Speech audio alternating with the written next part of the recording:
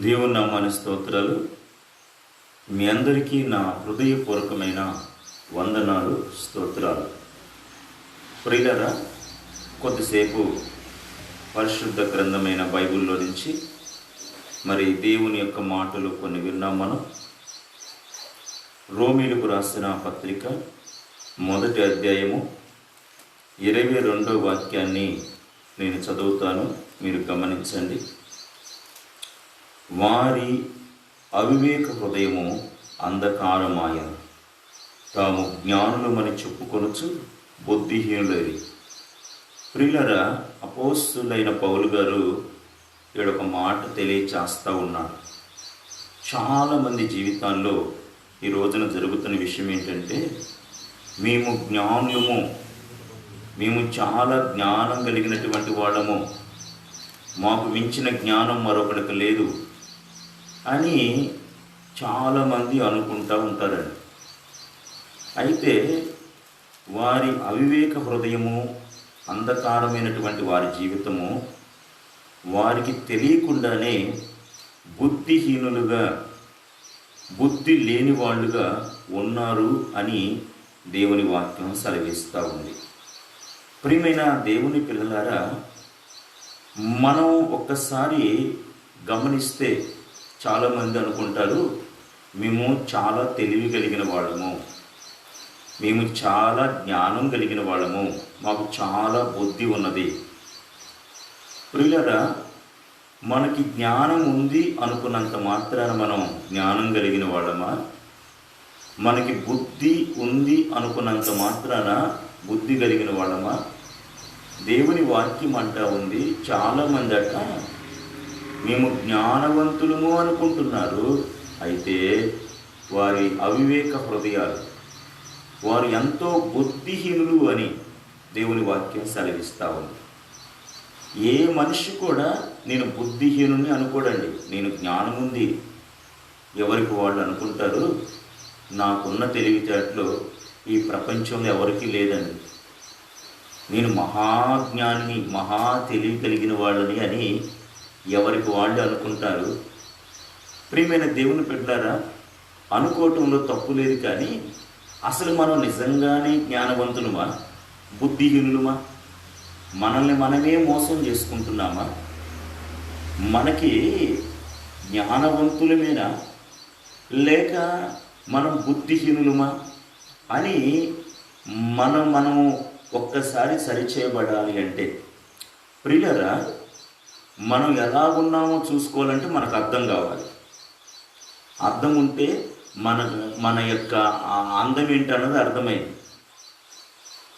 అలాగే మనము బుద్ధిహీనులమా, జ్ఞానులమా అన్నది వాక్యం అనే అర్థంలో చూసుకుంటే అర్థమైంది.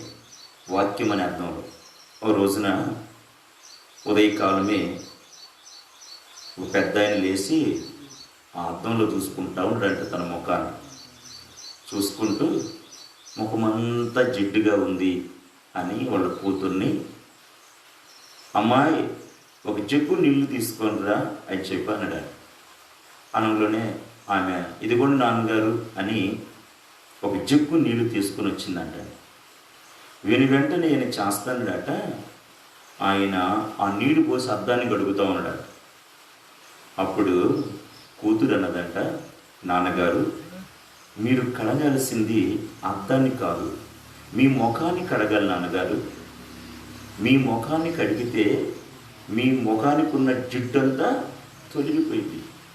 అలాగే ప్రియులారా, మనల్ని మనము జ్ఞానులు అనుకున్నంత మాత్రాన జ్ఞానులం కాదు. కానీ ప్రియమైన దేవుని బిడ్డలారా, దేవుని వాక్యపు వెలుగులో, వాక్యమనే అర్థంలో మనల్ని మనం చూసుకొని మన వ్యక్తిగత జీవితాల్లో మనము జ్ఞానులమా, బుద్ధిహీనులమా? బుద్ధిహీనులమైతే ఆ బుద్ధిహీనుని యొక్క లక్షణాలు తొలగించుకొని మనం జ్ఞానాన్ని పొందుకున్నాం, మన జీవితాలు సరిచేసుకున్నాం.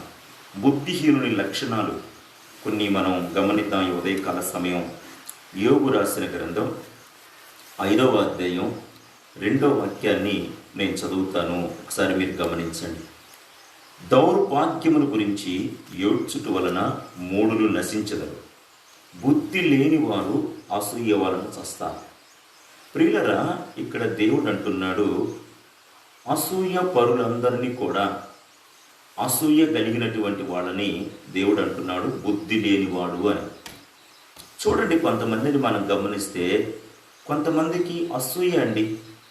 అసూయ అంటే ఇతరుల మీద అసూయ. ఇతరులు ఎవరైనా బాగుంటున్నా, కొంతమంది అయితే వాళ్ళకంటే ఇతరులు కొంచెం శుభ్రంగా ఉన్న అసూయ, లేకపోతే వాళ్ళకంటే మంచి డ్రెస్ వేసుకున్న అసూయ, ఏమండి, వాళ్ళకంటే లేకపోతే మంచి బట్టలు వేసుకుంటే అసూయ.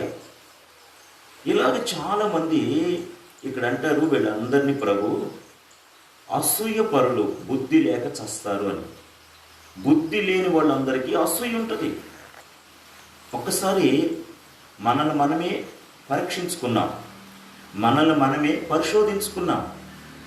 మనము గినక మనలో అసూయ ఉంటే మనం బుద్ధిహీనులమే. మనలో అసూయ ఉన్నదంటే తప్పకుండా మనం నశిస్తాము, చస్తాము. బుద్ధిహీనుడు అసూయ వలన చస్తాడని దేవుని వాక్యం ఉంది. గనుక ప్రియమైన దేవుని పిల్లలారా, మన వ్యక్తిగత జీవితాల్లో అసూయ అనేది ఏమండి, ఇప్పుడు ఎవరికన్నా ఉందనుకోండి, మనం అసూయ పడటం వల్ల మనకేమన్నా వస్తుందే? ఇప్పుడు అతడు ఉన్నది అంటే ఒక ఆయన, అతను కష్టపడవచ్చు. కొంతమంది మంచిగా చదువుకుంటున్నారు అనుకోండి, వాళ్ళ మీద అసూయ. అతడు కష్టపడి చదువుతున్నాడు, నువ్వు చదువు, తప్పులేదు, పోటీ పడు. అతడు చదవగలిగినప్పుడు నా వల్ల ఎందుకు కాదు. అతడు వృద్ధిలోనికి వస్తున్నాడు అనుకోండి, అతడు వృద్ధిలోనికి వస్తున్నప్పుడు నాకెందుకు కాదు. కొంతమంది ఆత్మీయులు కూడా అసూయండి. ఆత్మీయుల్లో కూడా ఏమండి, నాకంటే వీళ్ళని దేవుడు ఆశీర్వదిస్తూ ఉన్నాడు. దేవుడు పక్షపాడి కాదు కదా. అతన్ని, ఆ బిడ్డని, ఆ సహోదరుణ్ణి ఆశీర్వదిస్తున్నాడు అంటే వారి యొక్క భక్తి జీవితం ఏంటి, వాళ్ళ విశ్వాసం ఏంటి, వాళ్ళ పవిత్రత ఏంటి. ఇలాగా దాన్ని అనుసరించవలసినటువంటి వాళ్ళు అసూయతో. ఏమండి, ఈ రోజున ప్రియమైన దేవుని బిడ్డలారా, మనకెంత చదువులు ఉండొచ్చు, మనకెంత ఆస్తిపాస్తులు ఉండొచ్చు, ప్రభు అంటున్నాడు అసూయ ఉన్న ప్రతి ఒక్కడు కూడా వాడు బుద్ధిహీనుడేనని, బుద్ధి లేనివాడేనని. అసూయ పరులందరూ కూడా ఏమండి, ఆ బుద్ధి లేనివాళ్ళు అసూయ చెందుతారు. వాళ్ళందరూ కూడా వాళ్ళ అసూయ చేతే చస్తారు అని దేవుని వాక్యం సెలవిస్తా ఉంది. కనుక ప్రియమైన దేవుని బిడ్డలారా, ఒక రోజున ఒక వ్యక్తి అండి, ప్రభువా నాకు ఒక మంచి గృహాన్ని దయచే ప్రభువా అని ప్రార్థన చేస్తా ఉన్నాడు. దేవుడు అతని ప్రార్థన ఆలకించి చక్కటి గృహాన్ని ఇచ్చాడండి. అయితే తనకి ఇంటి ఎదురుగా ఉన్నటువంటి ఆయనకి దేవుడు 2 గృహాలు ఇచ్చాడు. 2 గృహాలు ఇచ్చాడు. అప్పుడు ఇతనుకున్న గృహాలను బట్టి సంతోషం లేదు. రే, నా ఇంటి ఎదురు వాడికి 2 గృహాలు ఉన్నాయే అని ఇది బాధ అయిపోయింది, అసూయ అయిపోయింది. శాంతి లేదు, సమాధానం లేదు. చూడండి ఎంత అసూయతో రగిలిపోతా ఉన్నాడు. దేవుడు చక్కగా గృహాన్ని అడిగాడు, మంచి గృహాన్ని ఇచ్చాడు. సంతోషంగా ఉండు, సమాధానంగా ఉండు. అయ్యో లేదు, నా ఇంటి ఎదురు వాడికి 2 గృహాలు ఉన్నాయి అని అసూయ చెందుతూ ఉన్నాడు. కారణం ఏంటంటే ఏకాడికి వాడికంటే నేను గొప్పగా ఉండాలి, వాడికంటే నేను మెరుగుగా ఉండాలి.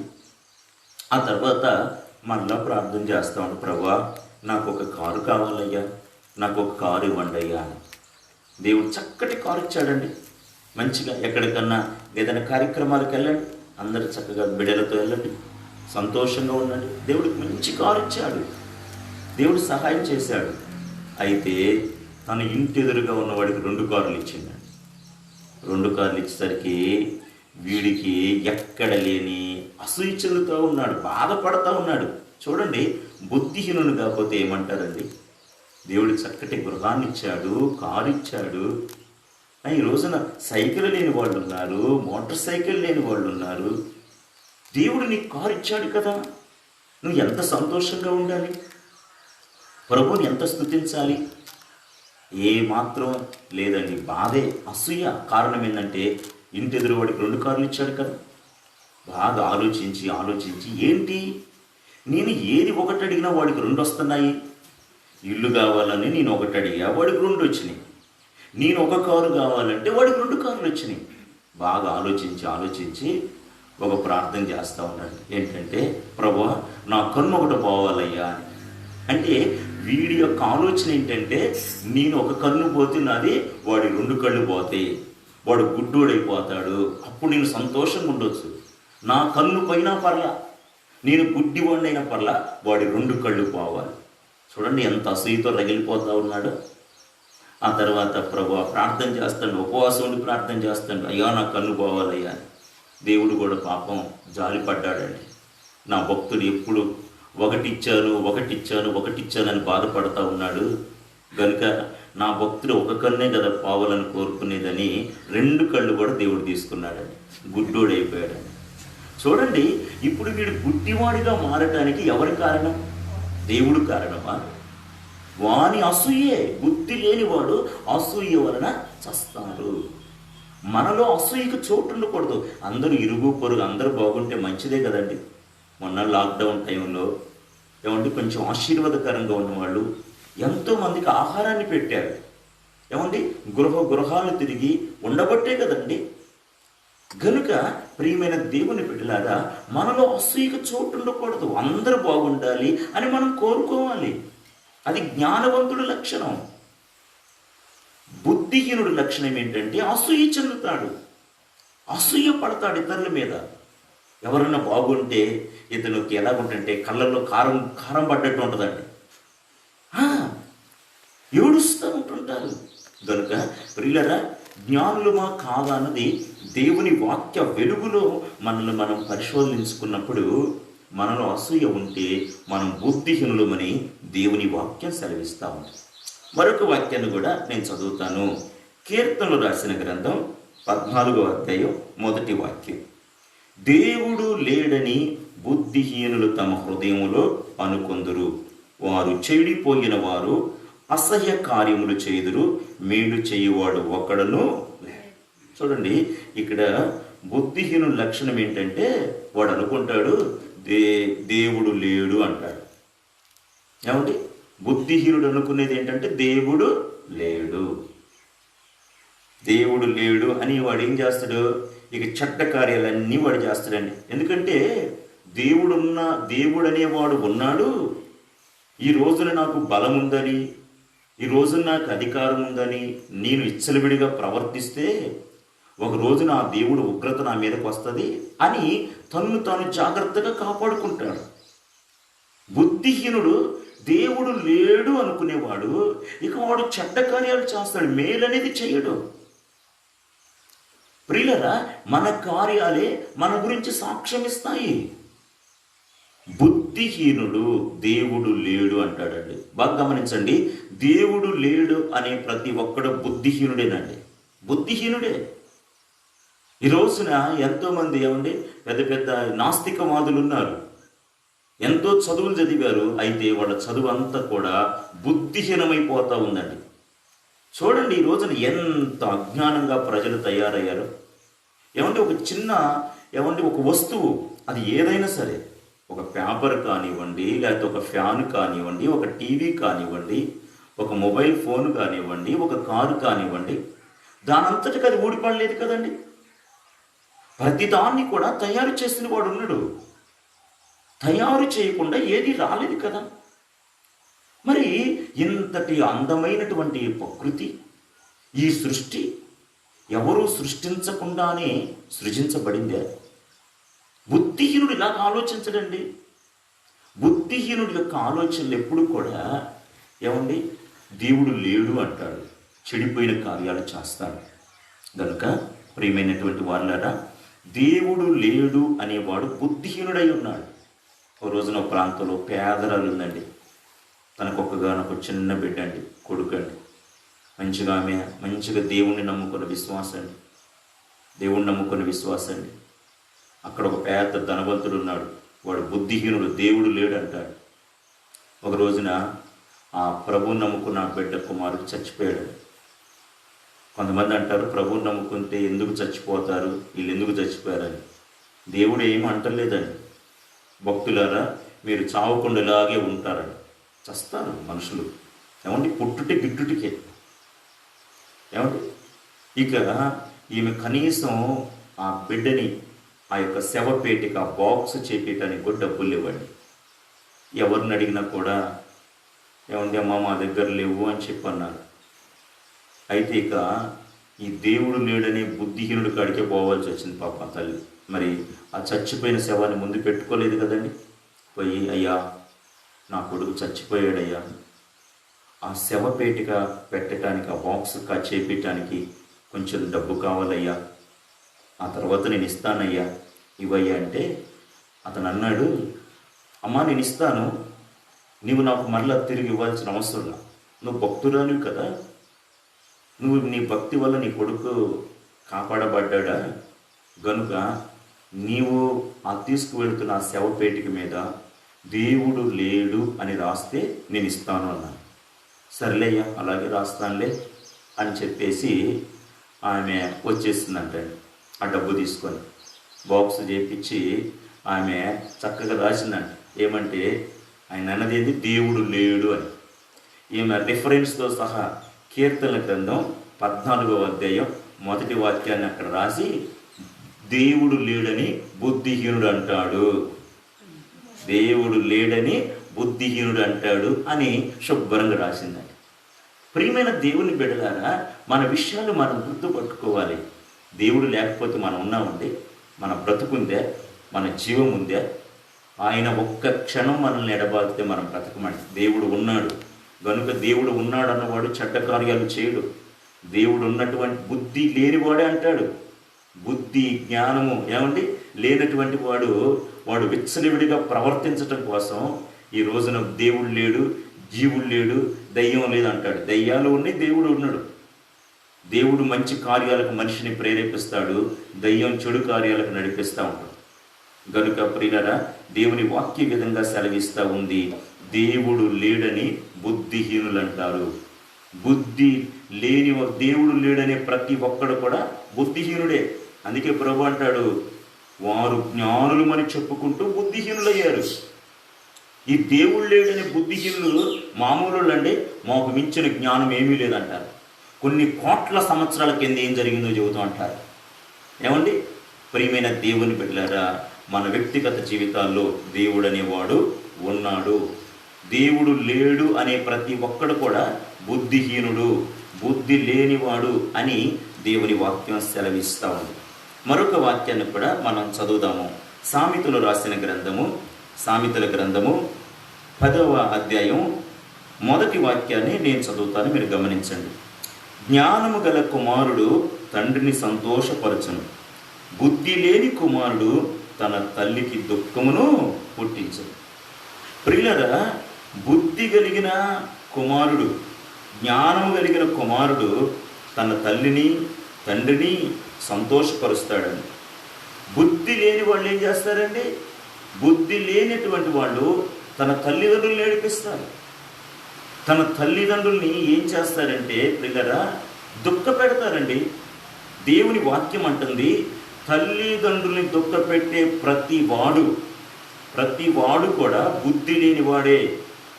జ్ఞానం కలిగిన వాడైతే, బుద్ధి కలిగిన వాడైతే, అయ్యో నా తల్లిదండ్రులు నాకు జన్మనిచ్చారు, నన్ను పెంచారు, పెద్ద చేశారు, నా అవసరాలు తీరుస్తున్నారు. ఏమండి ప్రియులరా, ఒక విషయాన్ని గుర్తుపట్టాలి. ఒక తల్లి ఒక బిడ్డని జన్మించాలంటే ఆ 9 మాసాలు ఏమండి ఆ కడుపులో మోసి, ఏమండి ఆ తర్వాత కొంతమంది బిడ్డల్ని కంటూ ప్రాణాలు పోగొట్టుకున్న వాళ్ళు ఉన్నారండి.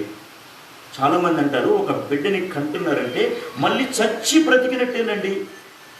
బ్రతికినట్టేనండి. మరి ఈ రోజున చాలామంది, ఎంతమంది అండి తల్లిదండ్రులను దుఃఖపెట్టే ఏమండి దౌర్భాగ్యులు లేరండి. వీళ్ళని ఏమనాలండి? జ్ఞానులు అనాలా? మళ్ళీ వీళ్ళు పైపెచ్చి సమాజంలో మేము జ్ఞానులు అంటారు, మాకు చాలా తెలివి ఉందంటారు. ఎందుకండి? తల్లిదండ్రులను దుఃఖపెట్టేటటువంటి, తల్లిదండ్రులనే సంతోషపరచలేనటువంటి జ్ఞానం ఎందుకు నీకు? అంటే ఆ మధ్య నేపాల్లో కొన్ని సంవత్సరాల క్రితం తాను ప్రేమించినటువంటి అమ్మాయిని కాదన్నానని వాళ్ళు అన్నారు. వాళ్ళు రాజులు, అయ్యా మనం రాజు బిడ్డలమయ్యా, నువ్వు యువరాజు అయ్యా, ఈ ఇంటికి మరి ఒక యువరాణికి రావాలంటే ఆమె కొన్ని అర్హతలు ఉండాలయ్యా, ఎవరు పడితే వాళ్ళు రోడ్డు మీద పోయే వాళ్ళని తీసుకొచ్చి ఆ దర్బార్లో కూర్చోబెడితే అది ఎలా ఉంటుందండి? ఇక అయ్యా ఒక్కసారి మా మాట వినయ్య అంటే ఆ యువరాజు ఏం చేసిందో తెలుసండి? ఆ రాజుగారి ఆ అమ్మని నాని చంపి పడేసిందని, చంపేసిండు నిర్దాక్షిణ్యంగా.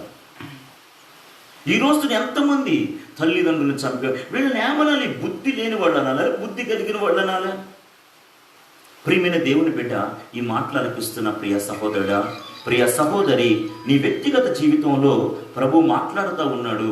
నీవు తీసుకోవలసిన నిర్ణయం ఏంటంటే, దేవుడు మనకి బోధిస్తూ ఉన్నాడు. మనము ప్రియమైన దేవుని బిడ్డలారా, తల్లిదండ్రులు మనం సంతోషపరచాలి.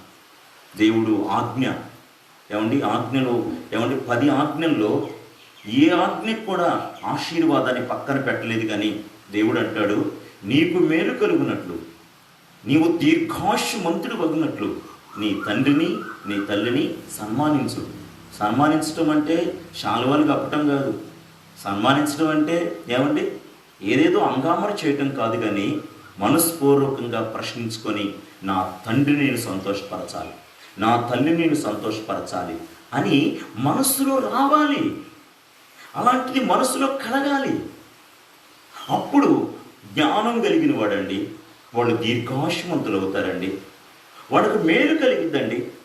తల్లిదండ్రుల్ని వేడిపించే ప్రతి వాడు కూడా బుద్ధిహీనుడు అని దేవుని వాక్యం చెప్తా ఉంది. బుద్ధి లేనివాడే. ఈ రోజున ఎంతమంది అండి కన్న తల్లిదండ్రులు ఎన్నో ఆశలు పెట్టుకొని ఈ రోజున గుండెల మీద మోసినటువంటి వాళ్ళు ఈ రోజున గుండెల్లో బల్యాలు అయ్యారంటే, బిడ్డల వల్ల బ్రతుకు చాలించిన తల్లిదండ్రులు ఎంతోమంది ఉన్నారండి. వీళ్ళు చేసినటువంటి మూర్ఖమైన పనులకి, బుద్ధి లేని పనులకి ఆ తల్లిదండ్రులు తల ఎత్తుకోలేక తల తీసుకున్న వాళ్ళు సమాజంలో లేకపోలేదండి. ప్రియా దేవుని పిల్లలారా, ఈ మాట్లాడకిస్తున్న మీరు, మనం దేవుని పిల్లలమండి. దేవుడు మనకి ఒక ఆలోచన చెప్తూ ఉన్నాడు. మనం సరి చేసుకునే సమయం ఇది. దేవుడు వాక్యం మనకి బోధిస్తూ ఉంది. బుద్ధి లేని కుమారుడు, బుద్ధి లేని బిడ్డలో కుమార్తె తన తల్లికి తన తండ్రికి దుఃఖాన్ని కలగచేస్తాడండి. మరొక వాక్యాన్ని కూడా మనం గమనిస్తే, సామెతలు రాసిన గ్రంథంలో 17వ అధ్యాయం 21వ వాక్యాన్ని నేను చదువుతాను, మీరు గమనించండి. బుద్ధిహీనుని కనిన వానికి వ్యసనము కలుగును, తెలివి లేని వాని తండ్రికి సంతోషము లేదు. వ్యసనము అంటే అది రాయలసీమ భాష. వ్యసనం అంటే బాధ. బుద్ధిహీనుని కన్నా తండ్రికి ఎలా ఉంటుంది తెలుసండి? బాధ ఉంటుందండి. ఆ బాధ అతనికి కృంగదీస్తుందండి. సంతోషం ఉండదు. ఆ తెలివి లేని వాని, బుద్ధి లేని వాని తండ్రికి ఇప్పుడు ఆ బుద్ధి లేకపోవడం అంటే ఆ సొంగగార్చుకుంటా, తిక్కలుగా వండుకుంటా అలా ఉన్నా అయ్యో నాకు ఇలాంటి ఒక నిజ. కొంతమంది తెలివి కలిగిన వాళ్ళం అనుకుంటూ, మేము బుద్ధి కలిగిన వాళ్ళం అనుకుంటూ బుద్ధిహీనంగా ప్రవర్తించి ఆ తల్లిదండ్రులకి బాధ కలగజేసేవాడు, ఆ తల్లిదండ్రులకు దుఃఖాన్ని కలగజేసేవాడు. ప్రియరా, దేవుని బిడ్డలుగా ప్రభు అంటున్నాడు, మీరు అనేకులకి మేలు చేయాలి అంటాడు, అనేకుల్ని మీరు సంతోషపరచాలి అంటాడు. మరి సొంత తల్లిదండ్రులనే దుఃఖపరిస్తే, తల్లిదండ్రులనే బాధపరిస్తే మరి దేవుని చిత్తం మనలో జరుగుతుందా? జరగట్లేదా? ఒక్కసారి మనం ప్రశ్నించుకున్నాం. మనము బుద్ధి లేని వాళ్ళుగా ఉండకూడదండి. బుద్ధి లేని వారిని కన్న తల్లిదండ్రులకి బాధ, దుఃఖము, సంతోషము లేదు. ప్రియమైన సహోదరుడా, ప్రియమైన స్నేహితులారా, నా ప్రభు మరి మీ తల్లిదండ్రులు చెడ్డవాళ్ళు కావచ్చు, వాళ్ళు లోకస్తులు కావచ్చు, వాళ్ళకి సంతోషాన్ని కలగజేసి నీ ప్రవర్తన ద్వారాగా వాళ్ళని మార్చుకోమని నా ప్రభు ఈ ఉదయకాల సమయం నీతో మాట్లాడుతూ ఉన్నాడు. గనుక ప్రియులారా, మనలో మనసు ఉంటే మార్గం ఉంటుందండి. మన మనసులో, ఒక హృదయంలో మనకు ఒక అభిప్రాయం పుట్టాలి. నేను బుద్ధి లేని వాడిగా ఎందుకు బ్రతకాలి, నేను బుద్ధి కలిగిన వాడిగా బ్రతకాలి. దానికి నా ప్రభు ఏదేదో చేయమంటలేదు కదండి. నా ప్రభు చెప్తున్న మాట ఏంటంటే, మీ తల్లిని తండ్రిని సంతోషపరచండి, వాళ్ళని దుఃఖపరచబోకండి, వాళ్ళని బాధపరచబోకండి. బుద్ధిహీనుడు బాధపరుస్తాడు, బుద్ధి లేనివాడు దుఃఖాన్ని కలుగచేస్తాడు. బుద్ధి కలిగిన ప్రతి ఒక్కరు కూడా మరి అలాగా మరి ఆ తన తల్లిదండ్రుల్ని సంతోషపరుస్తారు. గనుక ప్రియమైన దేవుని పిల్లలారా, మరొక విషయాన్ని కూడా మనం దేవుని యొక్క వాక్యపు వెలుగులో చూద్దాము. సామెతలు రాసిన గ్రంథం 10వ అధ్యాయము 23వ వాక్యాన్ని ఒకసారి నేను చదువుతాను, మీరు గమనించండి. చెడు పనులు చేయుట బుద్ధిహీనునికి ఆటగానున్నది, వివేకి జ్ఞాన పరిశ్రమ చేయుట అట్టిదే. కొంతమంది ఉంటారండి, ఈ బుద్ధిహీనులకి ఆటగా ఉంటుంది చెడు పనులు చేయడం. చేసే పనులని చేసి నేను ఒక ఆటగా చేశాను, లేకపోతే జోక్గా చేశాను అనేక చెరిపేస్తూ ఉంటుంటాడు. వాడికి ఒక ఆటగా ఉంటుంది బుద్ధిహీనుడికి. చెడ్డ పనులు చేయటం అంతా కూడా వాడికి ఒక ఆట. కొన్ని ఆటలు ఉంటాయి కదండి. ఈ బుద్ధిహీనుడు ఆడే ఆట ఏంటంటే, వాడు ఆడేది కబడ్డీ కాదు, ఖోఖో కాదు, క్రికెట్ కాదు, రన్నింగ్. వాడు ఆడే ఆట ఏంటంటే ఏమండి, అనేకులకి చెడు పనులు చేయటమే వాడు ఆట. వాళ్ళు స్నానం చేస్తుంటే తొంగి చూడటం, లేకపోతే వాడ బట్టలు లాక్కు రావటం, లేకపోతే అక్కడికి పోయి దొంగిలి, ఇది వాడికి ఆట అన్నమాట. వాడు ఇలాంటి దుర్మార్గ పనులన్నీ కూడా బుద్ధిహీనుడు చేస్తాడు. వాడికి ఆట, అది ఒక ఆటగా ఉంటుంది వాడికి. దేవుని వాక్యం సెలవిస్తూ ఉంది. ప్రియులరా, మనము మన వ్యక్తిగత జీవితాల్లో మనం చెడు పనులు చేయటం ఆట ఏంటండి? చెడు వల్ల దేవుడు అంటాడు, చెడకురా, దేవునికి స్తోత్రం, హల్లెలూయా. మన వ్యక్తిగత చెడిపామనుకోండి, ఒక రోజున చెడిపోతాం. మనం చెడు పనులు చేస్తే మన జీవితాల్లో అది ఏమాత్రం కూడా మనకు మేలు కాదండి, మనల్ని వెంటాడుతూనే ఉంటుంది అది. గనుక దేవుని వాక్యం బుద్ధిహీనుడు కండి, వాడికి చెడు పనులే వాడికి ఆట అండి. వాడి చెడు పనులు చేయటం, మంచి పనులు చేయడు వాడు. మంచి పనులు వాడు ఎందుకంటే వాడు బుద్ధిహీనుడు. చూడండి, బుద్ధిహీనుడు మనం ఎక్కడైనా చూడండి, వాడు ఉపయోగపడే పనులు చేస్తాడా? నలుగురికి క్షేమం కలిగే పనులు చేస్తాడా? వాడు చేయడు. వాడు ఆటల్లా ఏంటంటే ఇతరుల్ని ఏడిపించడమే వాడు ఆటలు, ఇతరుల్ని గాయపరచడమే, ఇలాంటి పాడు చేయటమే, చెడు పనులు చేయటమే వాడికి ఆట అండి. పొద్దున్న లేస్తే చెడు పనులు భయంకరమైనటువంటి ఈ చెడు పనుల్లో బుద్ధిహీనుడికి, వాడు బుద్ధి లేదు కదండి, పిచ్చోడు వాడికి అర్థం కాదు, ఒక ఆటగా ఉంటుంది వాడు. ఎవడు ఏడిచినా నాకెందుకు. బుద్ధి కలిగిన వాడైతే, అయ్యో నేను ఈ చెడు పని చేస్తున్నాని, ఈ చెడని విత్తనాన్ని నేను విత్తుతున్నాని, ఒక రోజున అది మొలిచి నేనే ఆ పొలాలు కోసుకోవాల్సి వస్తుంది. ఈ చెడు పని చేస్తే నా బ్రతికేం కావాలి? నేను ఈ చెడుతనాన్ని చేయకూడదు, ఈ చెడు పనులు చేయకూడదు. ఈ చెడు పనులు చేస్తే ఒకరోజు నా జీవితం పాడైపోయి చెడిపోయింది, నేనే ఆ చెడుని పొందుకోవాల్సి వస్తుంది. బుద్ధిహీనుడికి ఎంత ఆలోచన ఆడుంటుందండి. ఆలోచించడు వాడికి రేపేం జరిగిద్దో తెలియదు. ప్రియులరా, గమనించండి, చెడు బుద్ధిహీనులుగా ఉండి చెడు చేసిన వాడు మంచిని పొందుకున్నట్టు ఎక్కడ ఉందే మనం చూస్తున్నాం కదండి ఈ రోజున సమాజంలో. ప్రియమైనటువంటి వాళ్ళరా, నువ్వు ఎంత చెడు వాడివైనా నా యేసయ్య నిన్ను ప్రేమిస్తూ ఉన్నాడు. ఈ మాట్లాడి ఆలకిస్తున్న నీతో నా ప్రభు నీ చెడు పనులన్నీ తొలగించి, నీ జీవితానికి ఒక బుద్ధిహీనతను తొలగించి, తన జ్ఞానంతో నింపి నిన్ను ఒక జ్ఞాన పరిశ్రమగా మార్చాలని నా ప్రభు అంటున్నాడు. అయితే మనం చేయవలసింది ఏంటంటే చెడు పనులు మానాలి, చెడు పనులకి స్వస్తి పలకాలి. చెడు పనులు చేయటం వల్ల నాకేమొస్తూ ఉంది? చెడగొడితే ఏమొస్తుందండి? కొంతమందికి అదొక పైచాచికమైన ఆనందం అండి. ఇతరుల్ని ఎవరైనా ఏదైనా చెడగొట్టి వాళ్ళు ఏడుస్తూ ఉన్నారనుకోండి, వీళ్ళు ఆనందపడతారు. అదొక ఆట అండి వాళ్ళకి. ప్రియమైన దేవుని బిడ్డలారా, దేవుని పిల్లలుగా మనం బాగు చేయాలండి. ఒకప్పుడు చెడిపోయిన మనల్ని దేవుడు మనల్ని బాగు చేశాడు. ఈ రోజున మనం దేవుని పిల్లలుగా చెప్పుకుంటున్నాం. మనం చెడగొట్టరాదు. ఏది చెడగొట్టేవాడు బుద్ధిహీనుడు. రోమిలకు రాసిన పత్రికలో మనకి దేవుడు అదే మూలవాక్యంగా మాట్లాడుతున్నాడు. కొంతమంది జ్ఞానులు మేము చాలా తెలివి కలిగిన వాళ్ళమని అనుకొని వాళ్ళు బుద్ధిహీనులుగా ఉన్నారు. చెడగొట్టే ప్రతివాడు బుద్ధిహీనుడు.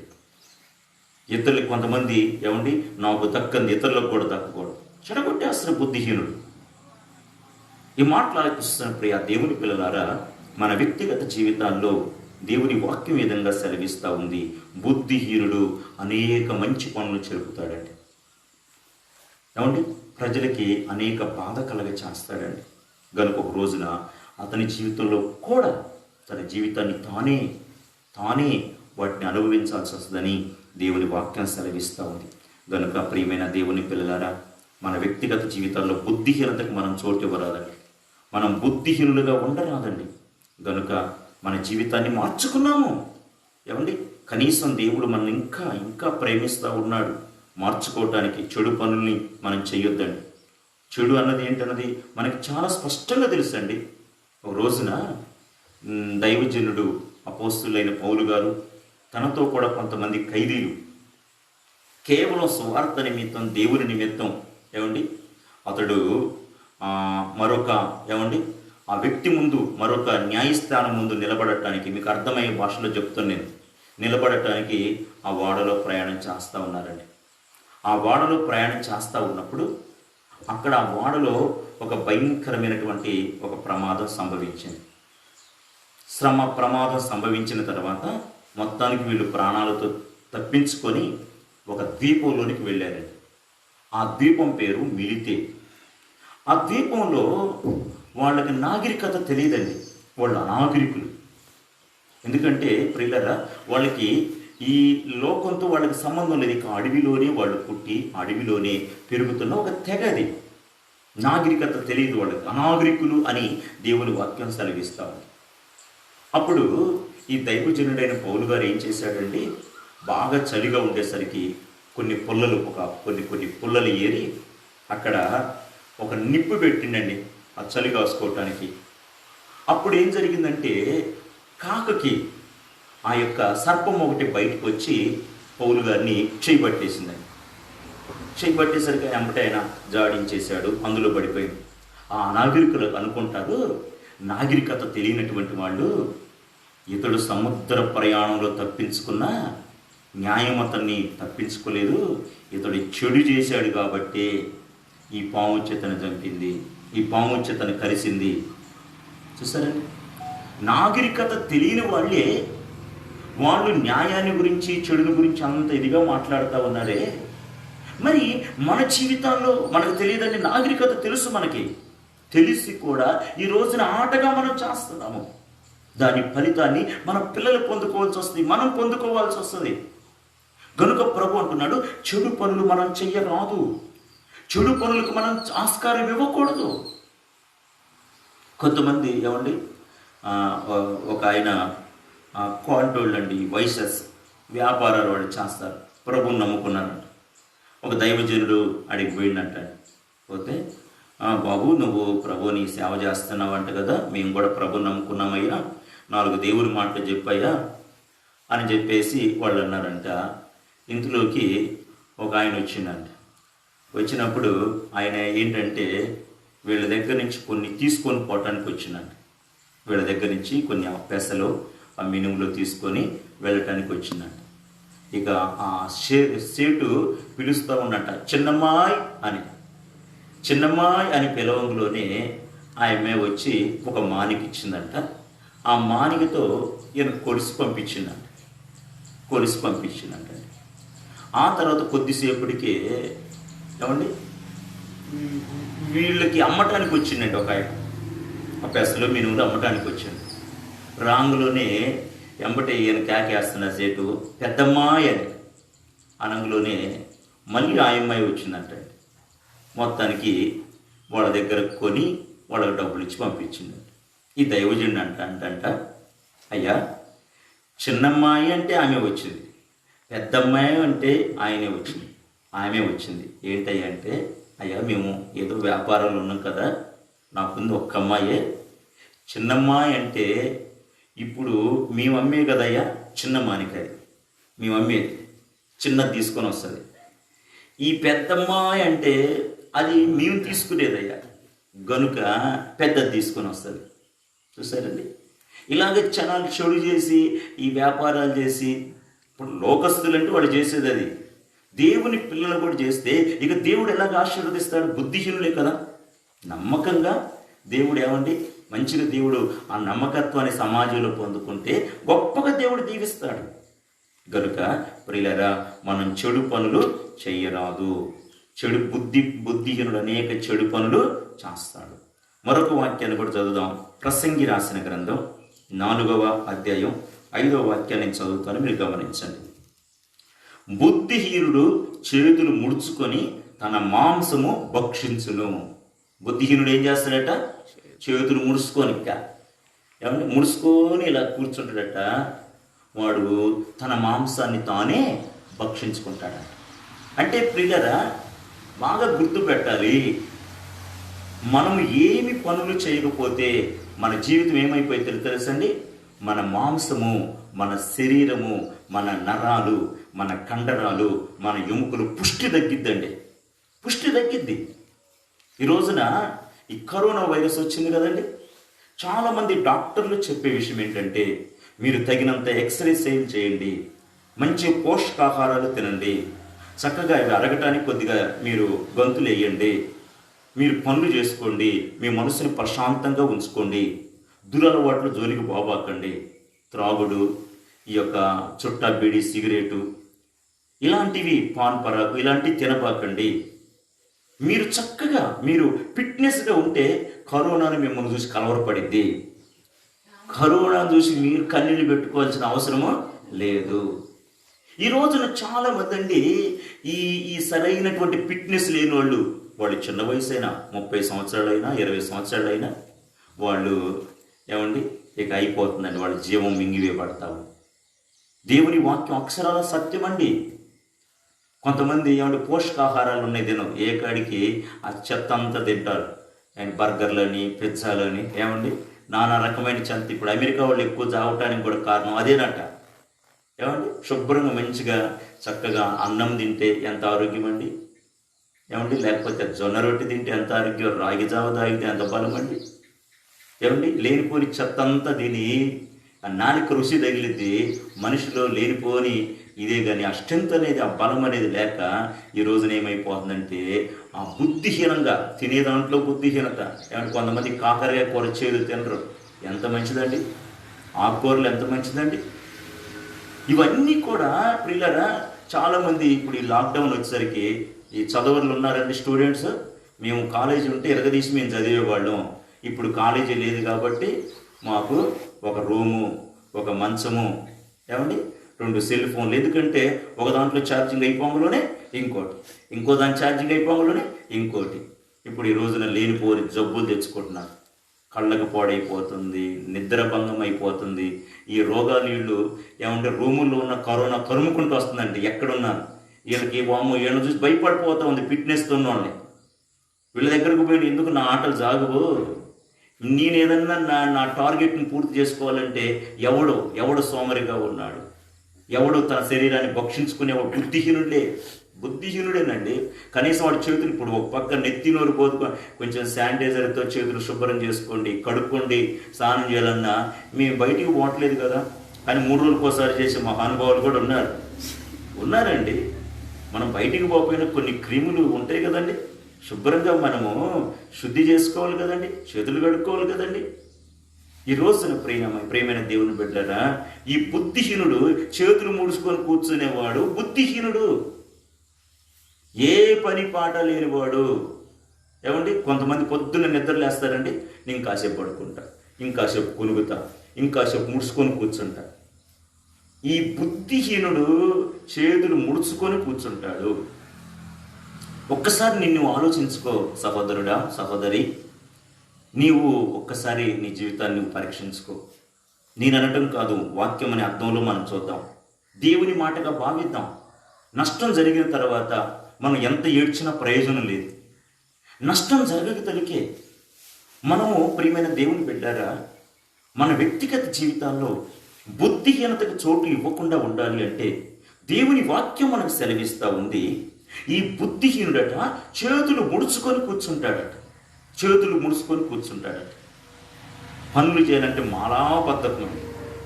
ఏమండి ఈ పనులు చేయక ఏమండి చిన్న చిన్న విషయాల్లోనే పెద్ద చేసుకొని, ఏమండి గోటితో పోయేది గొడ్డల్లా తెచ్చుకొని నా అవస్థలు పడతా ఉంటుంటారు.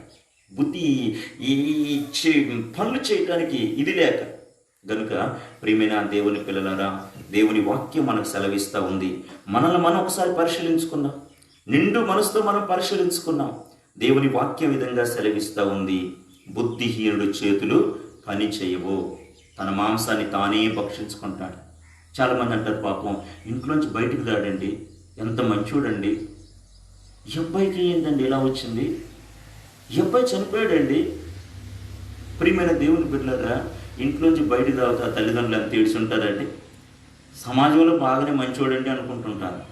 మరి ఏదో ఒకటి పని చేయాలి కదండి, కష్టపడాలి కదండి, కనీసం తల్లిదండ్రులకు సహకారంగా ఉండాలి కదండి.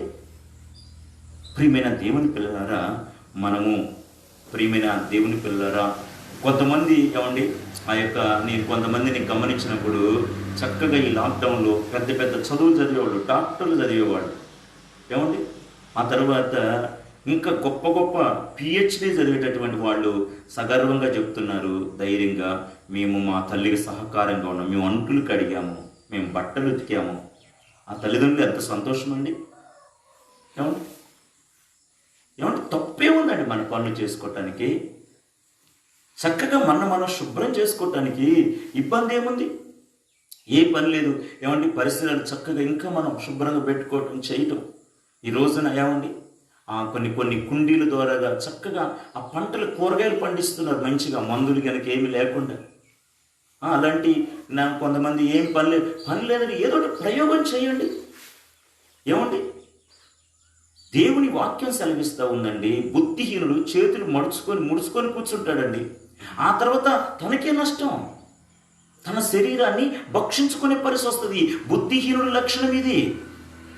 కనుక ప్రియమైన దేవుని పిల్లలారా, మన వ్యక్తిగత జీవితాల్లో ఈ బుద్ధిహీనతని మనం విడిచిపెట్టాలి అంటే మనము శ్రమపడే అనుభవంలోనికి రావాలండి.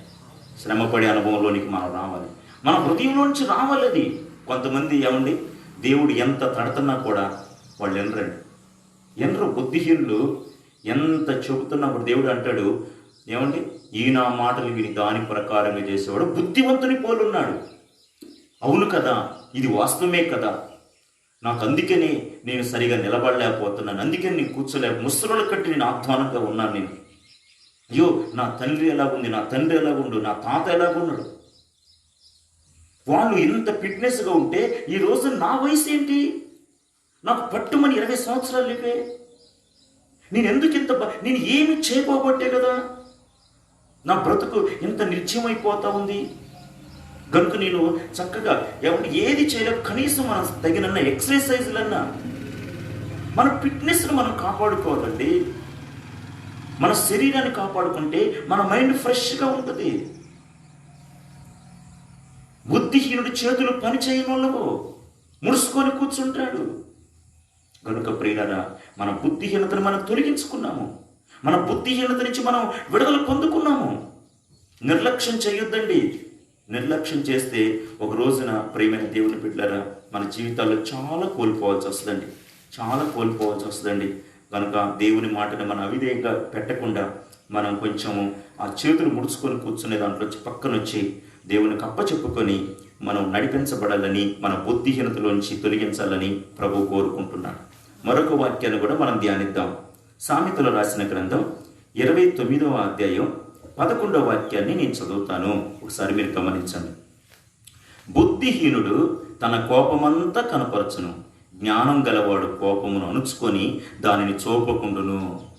బుద్ధి లేని వాడు ఏం చేస్తాడట, బుద్ధి లేని స్త్రీ ఏం చేస్తాడట, బుద్ధి లేని వ్యక్తి ఏం చేస్తాడట, తన కోపమంతా చూపెడతాడట. ఎంత ఉంటే అంత. బుద్ధి లేని వాళ్ళే త్వరగా కోపపడేది, బుద్ధి లేని వాళ్ళే కోపాన్ని రేపేది. దేవుని వాక్యం సెలవిస్తూ ఉంది, జ్ఞానం కలిగిన వాడు ఏం చేస్తాడంటే అక్కడ శాంతాన్ని కలగజేస్తాడు. ప్రియులారా, దేవుని వాక్యం, మనం దేవుని పిల్లలమండి. దేవుడు అంటాడు, ఆగ్రహం మానుము, కోపాన్ని విడిచిపెట్టుము. నరుని కోపం దేవుని నీతి నెరవేర్చబడదు. కోపం ద్రోహ కార్యాలు జరగకుండా ఆపిద్ది. తన కోపమే తన శత్రువు. కోపంతో ఊగిపోయినటువంటి వాళ్ళు బీపీ హై రేంజ్లోకి వెళ్ళిపోయి కాళ్ళు చేతులు పడిపోయిన వాళ్ళు ఉన్నారు. ఒక రోజునట్టండి ఈ అత్తా గోడలు గొడవ వంటికి చెప్పాల్సిన పని ఉందంటే బలాబలాలు తేలిపోతాయండి. ఏమండి ఇక మామూలుగా ఉంటుందంటే వాళ్ళ కొట్లాట. అయితే ఒక రోజున అత్త చల్లరిగిపోతూ ఉందండి. కోడలు లేక లేక ఒక బిడ్డ పుట్టినండి. ఆ బిడ్డకు పాలు ఇస్తూ ఉంది. ఆ బిడ్డకు పాలు ఇవ్వకపోతే ఏమో కూడా పొట్టాపొట్టిగా ఏం తగ్గేది కాదండి. ఈ బిడ్డకు పాలు ఇస్తున్న అందులో వంశోద్ధారకుడు లేక లేక పుట్టాడు కదా, ఆ బిడ్డకు పాలు ఇస్తూ ఉంది. ఆమె అలాగ చల్లరేగిపోతుంటే పట్ట పట్ట పట్ట పళ్ళు కొరికిందంటండి. ఆ కోపాన్నంత దిగమింగుకొని పట్ట పట్ట పట్ట పళ్ళు కొరికితే ఆ తర్వాత ఆ చిన్న బిడ్డ కొన్ని గంటలకే చచ్చిపోయినట్టండి. చచ్చిపోయినట్టు ఒక్కసారి డాక్టర్లు తీసిపోయి పరిశోధన చేసి ఏం చేస్తే ఈమె ఈ బిడ్డ తాగిన పాలే పాయిజన్ అయినాయి. ఈ బిడ్డ తాగిన పాలలోని విషం కలిసింది. అదేంటండి ఎలా కలిసింది? ఆ తర్వాత దాన్ని పరిశోధన చేస్తే ఆమె కోపంతో ఊగిపోయేసరికి ఆ యొక్క పాలు విషంగా మారినాయి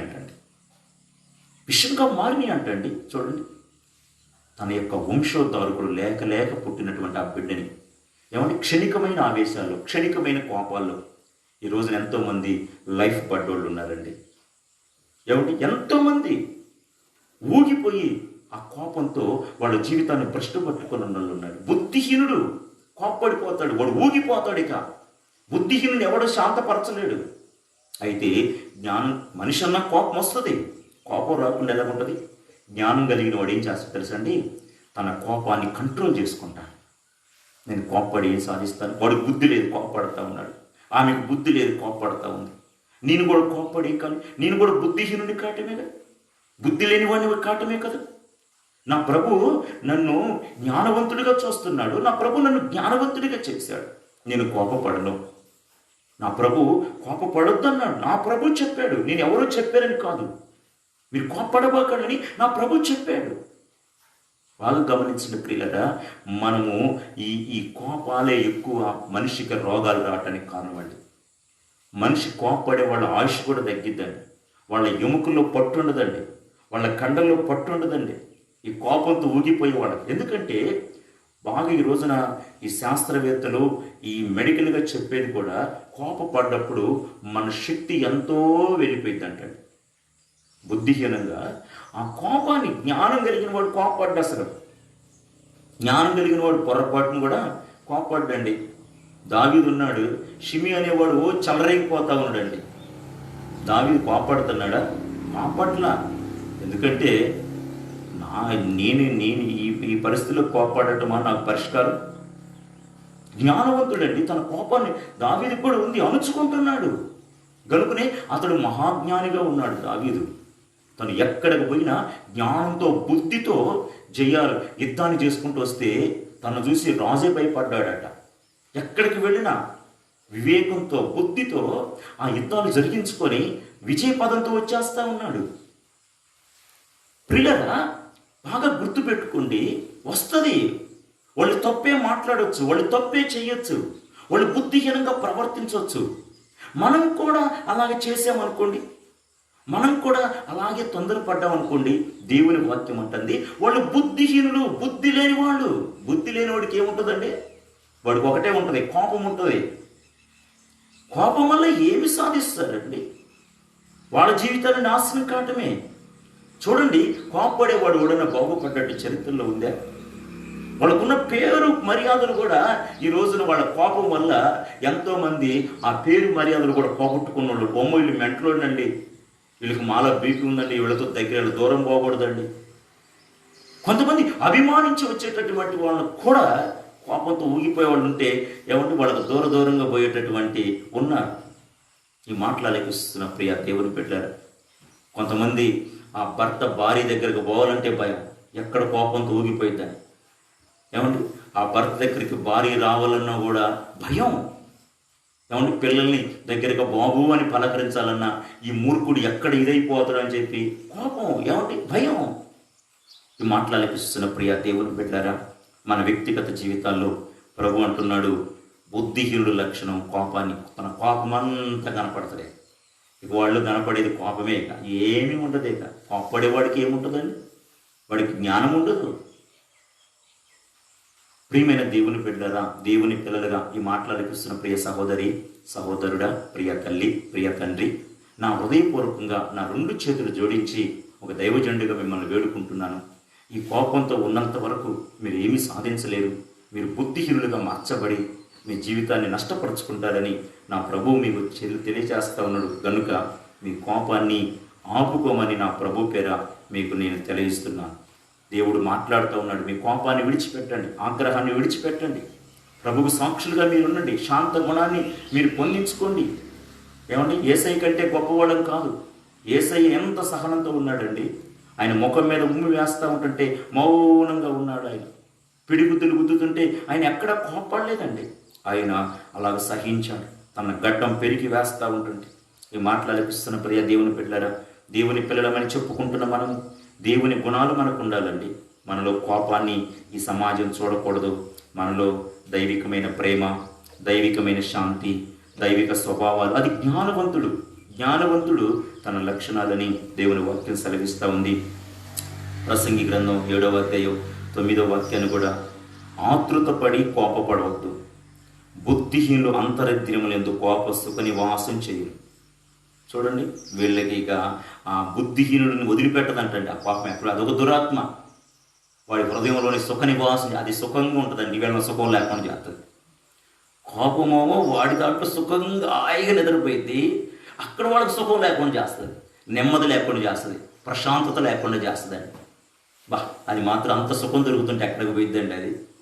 బుద్ధిహీనుడి యొక్క అంతరద్రియంలో, బుద్ధిహీనుడి యొక్క హృదయంలో కోపమట సుఖ నివాసం చేస్తాడట. ఎంత సుఖమనండి దానికి. ఒకటి మాత్రం, అది ఎక్కడ నివాసం చేస్తుందో, అది ఎక్కడ ఉంటుందో వాళ్ళకి అక్కడేముండదు, సుఖం ఉండదు, నెమ్మది ఉండదు, ప్రశాంతత ఉండదు. కనుక మనం ఏమంటే కోపానికి మన హృదయంలో చోటు దేవుడికి ఉండాలి. దేవుని సన్నిధానానికి, పరిశుద్ధాత్మునికి ఉండాలి. ఈ మాట్లాడిస్తున్న ప్రియ దేవుని బిడ్డలారా, మన వ్యక్తిగత జీవితాల్లో బుద్ధిహీనుడి యొక్క హృదయంలో కోపమట సుఖ నివాసం చేస్తుందట. నువ్వు ఎవరిని సుఖపెడుతున్నావు? దేవుణ్ణి. ఏమండి, మనం సుఖపెట్టవలసింది ఎవరిని? భార్య భర్తను సుఖపెట్టాలి, భర్త భార్యను సుఖపెట్టాలి, పిల్లలు తల్లిదండ్రులు సుఖపెట్టాలి. మనందరం కూడా దేవుణ్ణి సంతోషపరచాలండి. కోపాన్ని మనకి సుఖంగా మన హృదయాల్లో, కోపమా నువ్వు అలాగుండు, నువ్వు అవసరం వచ్చినప్పుడు చెలరేగిపో. ఏమండి, కోపంతో మనం ఏం సాధిస్తామండి? కోపంతో మనం ఏమండి లేనిపోని జబ్బులు తెచ్చుకోవటం, లేనిపోని బాధలు తెచ్చుకోవటం, లేనిపోని అవమానాలు తెచ్చుకోవటం, ఆర్థిక ఇబ్బందులు తెచ్చుకోవటం, కోపడి అందరిని దూరం చేసుకోవటం, ఆత్మీయులకు దూరం కావటం, ఏమండి రక్త సంబంధికులకు దూరం కావటం, ఇరుగు పొరుగు వాళ్ళకి దూరం కావటం, లాస్ట్కి మనమే ఒంటరిగా మిగిలిపోతామండి. గనుక ప్రియులారా, దేవుడు అంటున్నాడు, బుద్ధిహీనుడు మాత్రం వాడి జీవితంలో కోపం ఉంటుందండి. బుద్ధిహీనుడి జీవితంలో కోపము సుఖ నివాసం చేస్తుంది. మనం బుద్ధిహీనతకు చోటు ఇవ్వకూడదు. మనం బుద్ధిహీనులు ఏమండి, కోపం మనలో ఉండకూడదండి. మనం ఎప్పుడు కూడా మన ముఖాన్ని చిరునవ్వు ఉండాలండి. మనం మనము ఏమండి ఎంత హ్యాపీగా ఉంటామో అంత మనం జ్ఞానులమండి. ఏమండి, కోపపడేవాడు బుద్ధిహీనుడు. వాడికి ఏమంటే ఇంగ్లీష్ రావచ్చు, లేకపోతే హిందీ రావచ్చు, లేకపోతే మలయాళం రావచ్చు, తమిళ రావచ్చు, లేకపోతే భాషా పండిత్యం ఉండొచ్చు, వాడు ఏమంటే డబ్బులు ఉండొచ్చు. కానీ వాడు ఒక మూర్ఖుడు. జ్ఞాని కోపం పడేవాడు అజ్ఞానివాడు. బుద్ధిహీనుడు కోపపడతాడు.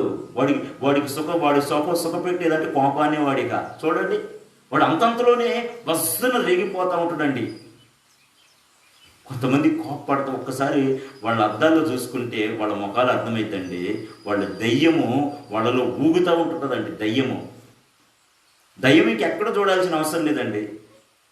రోజున దయ్యాన్ని చూశారా అని పాస్టర్ గారు అడిగితే ఒక చిన్న బిడ్డ చెయ్యి ఎత్తిందండి. ఓ పాస్టర్ గారు చూశాను. ఎక్కడ చూసినమ్మా అంటే, మీకు చూపెడతా అని చెప్పేసి అప్పుడే వాళ్ళ అమ్మ ఇంటికాడ గొడవ పడుతుందంట. ఇదిగోండి దెయ్యం అంటదంట. ఏమండి, ప్రియమైన దేవుని బిడ్డలారా, మన వ్యక్తిగత జీవితాల్లో దేవుడు బుద్ధిహీనతని మనం మానాలి. దేవునికి స్తోత్రం, హల్లెలూయా. ప్రియమైన దేవుని బిడ్డలారా, మనం రోమిలకు రాసిన పత్రికలో ఒకడు జ్ఞానినని చెప్పుకుంటూ బుద్ధిహీనులయ్యారు. ఈ రోజున మనం జ్ఞానులమని చెప్పుకున్నంత మాత్రాన మనం జ్ఞానులం కాదు, కానీ బుద్ధిహీనుల లక్షణాలు మనలో ఉండకూడదని. బుద్ధిహీనుల లక్షణాలు మనలో లేకపోతే మనం జ్ఞానులము. బుద్ధిహీనుల లక్షణాలు మనము చూసాం కదండి, ఇంకా అనేకం ఉన్నాయి. ఎవరి గనుక ప్రియమైన దేవుని బిడ్డలారా, బుద్ధిహీనుల లక్షణం అసూయ. బుద్ధిహీనుని లక్షణం ప్రియమైన దేవుని బిడ్డలారా, దేవుడు లేడు అంటాడు. బుద్ధిహీనుని తల్లిదండ్రుల్ని ఏడిపిస్తాడు.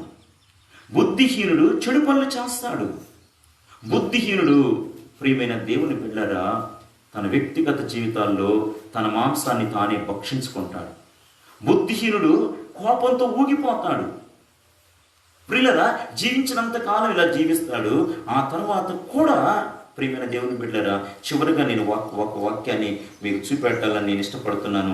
మత్తయి రాసిన శుభవర్తమానం 25వ అధ్యాయం 2వ వాక్యంలో మనం గమనిస్తే, వీరిలో 5 బుద్ధి లేనివారు. ఎవరట?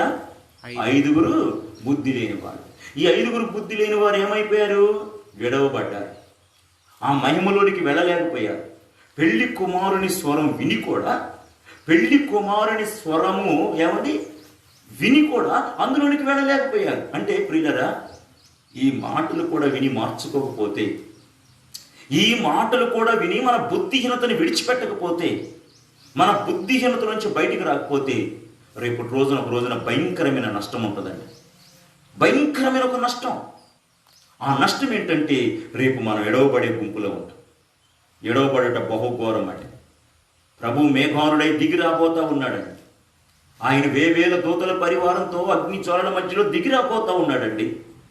ప్రభు ఎదుట మనము నిలబడాలి అంటే, దేవునితో కూడా మనం యుగాయుగాలు జీవించాలి అంటే, మనం జ్ఞానంతో బ్రతకాలండి.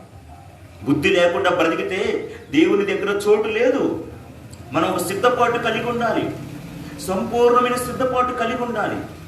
అనేకుల్ని సిద్ధపరచాలండి. అది బుద్ధిహీనుల లక్షణం. దేవుడు చూడండి, వీరిలో 5 బుద్ధి లేనివారు. బుద్ధి లేని 5 ఏడవబడ్డారు. కన్యలే, భక్తులే, విశ్వాసులే. అయితే బుద్ధి లేదు వాళ్ళకి. ఎందుకు బుద్ధి లేదు? బుద్ధిహీనమైన లక్షణాల నుంచి విడుదల పొందుకోలా. బుద్ధిహీనమైనటువంటి లక్షణాల నుంచి విడుదల పొందుకోకుండా వాళ్ళ బ్రతుకుని అలాగే కొనసాగించుకున్నారు సిద్ధపాటు లేకుండా. ఒక అన్ఎక్స్పెక్టెడ్గా ఒకసారి ఒక స్వరమైన పడింది, పెళ్లి కుమారుడు రాబోతా ఉన్నాడు. ఆ తర్వాత ఏడవబడ్డారు. అయ్యా అయ్యా అయ్యా అని ఏడుస్తున్నారు. తలుపు తీయండి అయ్యా అన్నారు. ఎంత ఏడ్చినా కూడా, ఎంత అరిచినా కూడా ప్రయోజనం లేదు. ఆ ధనవంతుడు కూడా ఆ నరకాగ్నిలో పడ్డ తర్వాత ఒక నీటి చుక్క కోసం అడుస్తూ ఉన్నాడండి. ప్రయోజనం లేదు. ప్రభాది అంటాడు, ఈ నా మాటలు విని దాని ప్రకారంగా జీవించేవాడు బుద్ధివంతుని పోలి ఉన్నాడు. గనుక మన వ్యక్తిగత జీవితాల్లో బుద్ధివంతులు మాత్రమే ఆకాశంలో నక్షత్రాలు. అంటే ఆ పరమునున్నటువంటి ఆ ప్రభు కోటి సూర్యకాంతులు కంటే కూడా అత్యధికమైన ఆ తేజోమయుడైన దేవుని దగ్గర మనం ఉండాలి అంటే నక్షత్రాల్లాగా మనం ఉండాలి. ఈ నక్షత్రము తన్ను తానే స్వయప్రకాశం దాన్ని కలిగి ఉన్నది. అలాగే దేవుని శక్తితో, దేవుని సహాయంతో మనలో ఉన్న బుద్ధిహీనతను తొలగించుకున్నప్పుడు, బుద్ధిహీనత నుంచి విడుదల పొందుకున్నప్పుడు మనం ప్రకాశిస్తాము. ఆ ప్రకాశమే మనని పరలోకానికి చేర్చింది. ఈ మాటలు మన హృదయాల్లో స్థిరపరిచి ఆయన రాజ్యానికి మన వారసులుగా చేయునుగాక. ఆమేన్. మనలో ఉన్న బుద్ధిహీనతను తొలగించునుగాక. ఆమేన్. చిన్న ప్రార్థన చేసుకున్నాం. ప్రేమ కలిగిన ఆయన పరిశుద్ధుడా, మీ గణనామానికి వందనాలు, స్తోత్రాలు అయినా.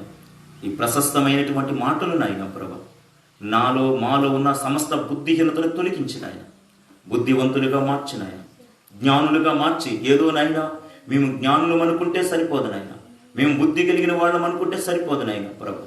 అయ్యా, మాలో ఉన్న బుద్ధిహీనమైన లక్షణాలు పరిశుద్ధాత్మదేవుడా మీరు స్పష్టంగా మాట్లాడారయ్యా.